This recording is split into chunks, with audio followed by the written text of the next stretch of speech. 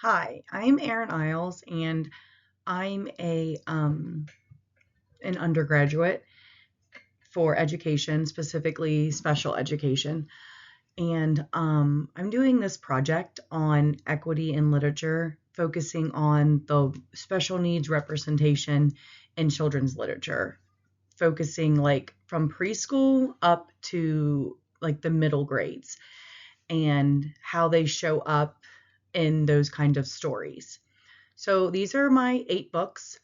Um, I started like with one that you would read to like a group of 4 or 5 year olds, all the way up to one that would be like an independent reader for a middle school class. These are the areas that were represented in mine. Majority of them all had different races represented. Obviously, they all had some kind of special needs representation, whether it was cognitive or physical. That was in every kind of book. They had families of different representation, uh, nuclear families, non-traditional families. Um, I didn't have much um, in the way of like female and women identified characters aside from one major book where there was one. Um, and the storylines are kind of that's kind of a broad one because some of these are just children's stories. So the stories are very simple. And the big thing I focused on in a lot of my basically picture books, because you're not going to have a large description of your characters, but you're going to be looking at these pictures to see the diversity within the pictures.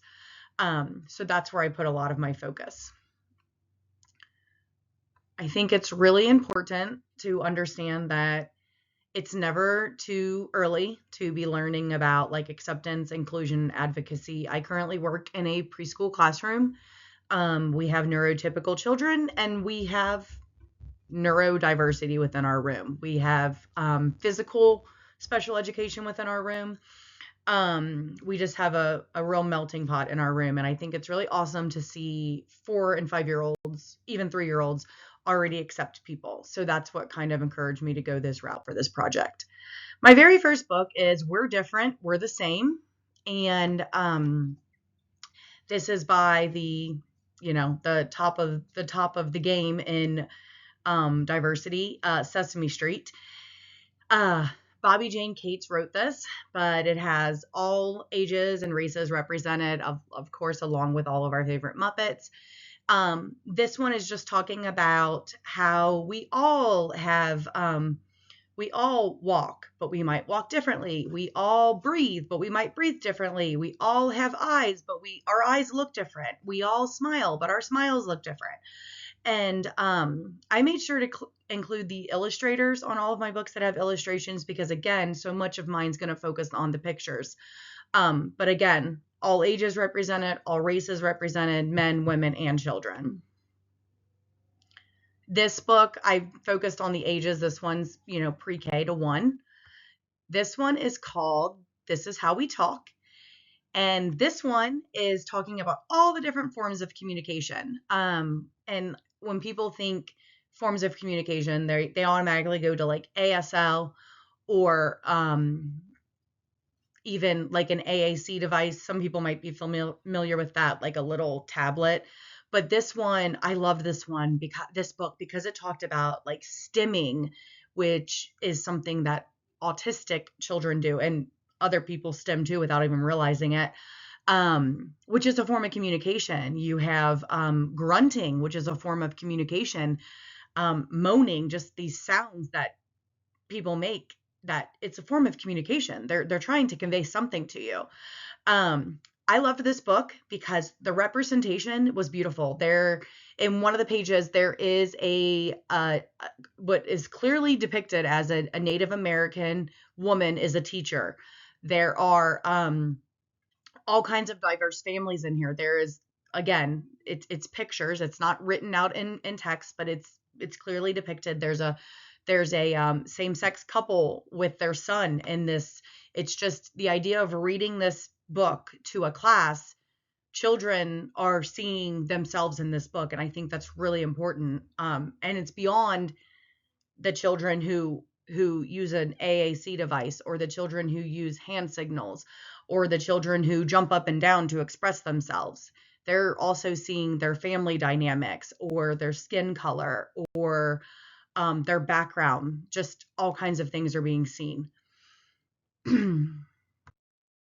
This one is like a true story, or not like a true story, but it's like a storyline, not just kind of informational. It is called Sam Supersedes. And this story is about Sam, and she's a young Black girl with cerebral palsy. This story is talking about how with her cerebral palsy, she gets very tired throughout the day, and she has these super seats where she's very comfortable.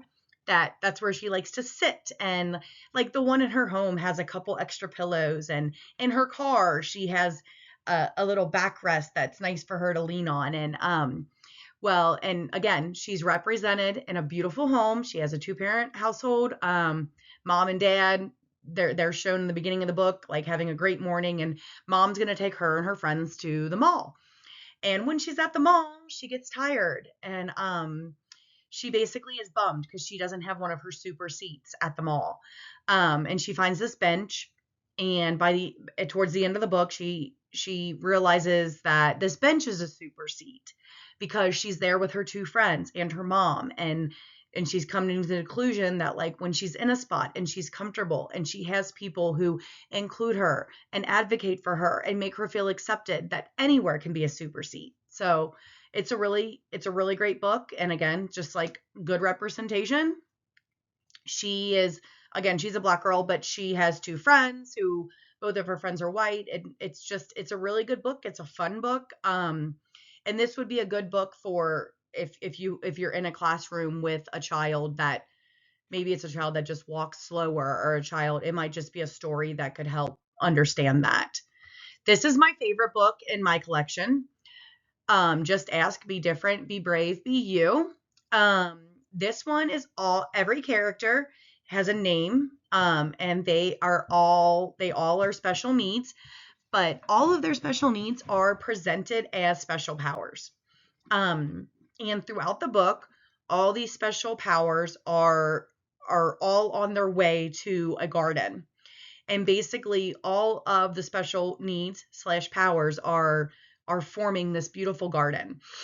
And this one really went so far beyond what you would think as special needs. I mean, they talk about like a severe allergy in it, like a severe allergy that needs an EpiPen, which isn't something you necessarily think about, but that's a serious thing that if you're trying to communicate that in a classroom, 1st, 2nd, 3rd grade, like that's a serious thing. And this is a beautiful book, beautiful, inviting. It's gonna keep a child's attention for sure.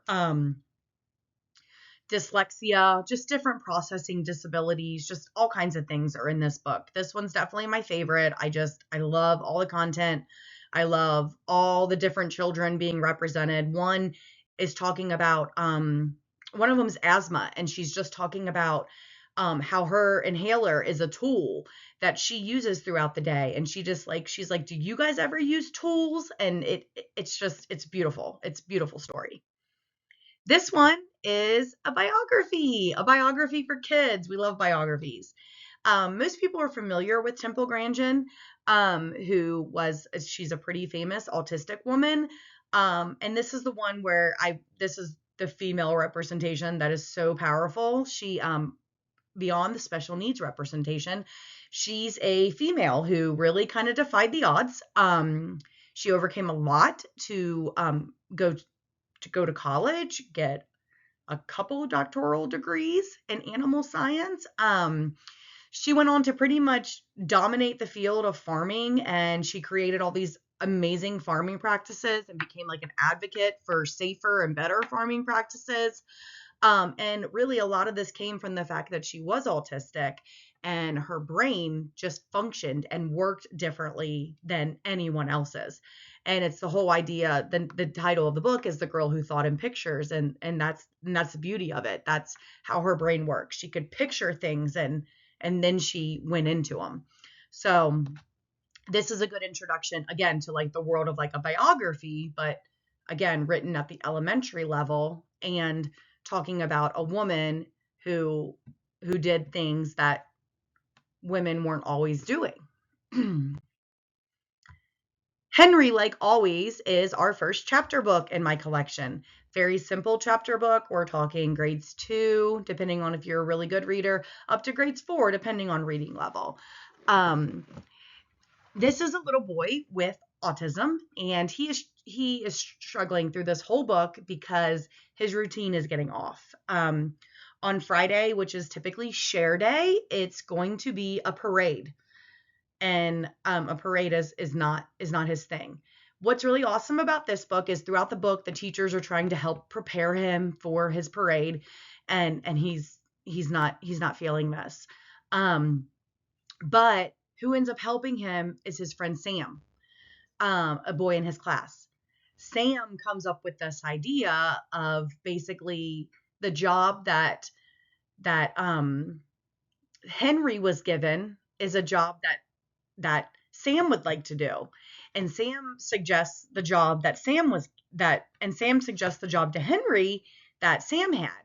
And the job that Sam gets to do is leading the parade, and it involves like putting a hat that like is going to cover his ears, and it kind of goes over his eyes and keeps it really dark, and he's going to be ahead of all the noise versus like behind and catching all the noise.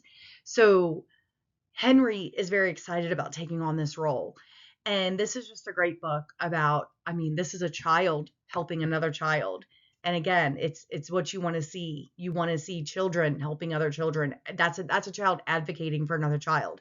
And I just think like when I'm teaching, that's what I want to see. I think that's going to be so important as much as teaching these kids. It's going to be teaching the other children. This is going to be a part of it. Jessie's Secret Language is a Babysitter's Club book. It's from 1988. It is it's about Jessie, who learns sign language to be able to babysit a young boy named Matt, and his sister as well. Jessie is a Black girl in a very predominantly white neighborhood, and reading this book, there's definitely there's a lot of focus on the fact that she's Black and her family is the only Black family in this white neighborhood. I added this excerpt to this page. Well, of course, these don't have pictures, but I added this excerpt. My family is Black. I know it sounds funny to announce it like that. If we were white, I wouldn't have to because you would assume we were white. But when you're a minority, things are different. And that just echoed the sentiment that we've talked about in this class all year. So that was kind of like, ugh, I hated that reading that in this book. But then again, this book was written in 1988. Yeah, I mean, that's not making an excuse, but that is, yeah, that's exactly the kind of content that was out there. So then I did a little bit of research, and I was actually reading the book in the middle. In these pictures, you'll see that there's 3. There's one from 88. There was like a new printed one, same content, but the cover was printed differently in 1992. And then this current one by Chan Chow is actually a graphic novel. And I did some research, and the graphic novel is a much more updated, much more better written, much more inclusive, better rendering of Jessie in the neighborhood. And so I love that, and I think that people should be more encouraged maybe to read that graphic novel. But again, I love Jessie. She was really good at languages. She took on to ASL super easy, and it's all about her being awesome with Matt and finding a way to communicate with him. And this is where we're moving up through middle school. My last book is called Fish in a Tree. Fish in a Tree was fabulous. This is about a girl who had dyslexia but didn't know it. She had been pushed through the cracks in the school system. The school system had literally just failed her until she gets into Mr. Daniels' class. Mr. Daniels is the teacher I want to be. He was a difference maker for Allie. Allie didn't know she had dyslexia. Mr. Daniels basically helped her come to terms with the fact that she had dyslexia, and was just a huge encouragement to her. Allie has a really good friend in the class named Keisha, who's encouraging, confident. She is just this super confident Black girl who's constantly just hyping up her girl Allie.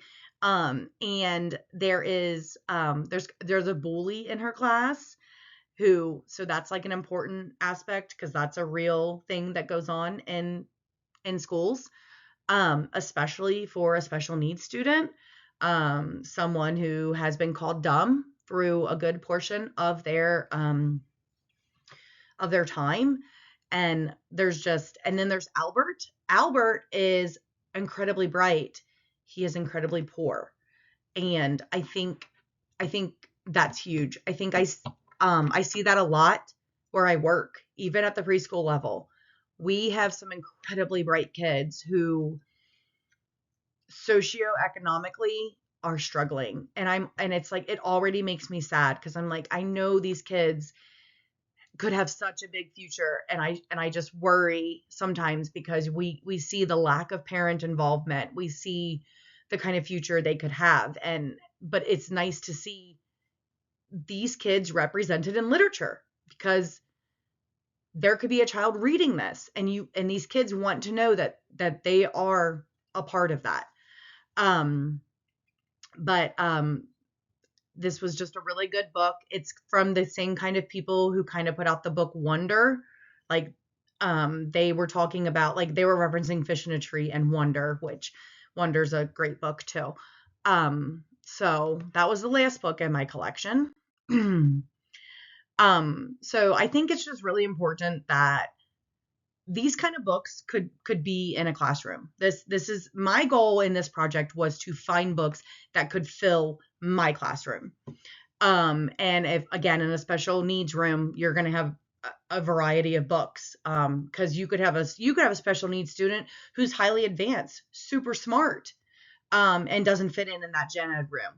But to include the fact that because of the special needs in our country, special needs students are in gen ed classrooms throughout the day. So again, these children need to be, a part of every day. And and neurotypical gen ed students need to be familiar with these kids being in their rooms.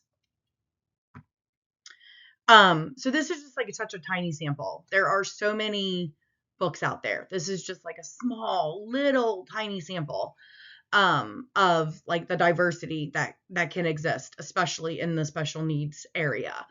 I think it's so important to keep on reading. I think it's so important that this kind of representation is out there. And like I said, I sought out books that had a good spread of all that representation, with special needs being like the core part. So keep on reading.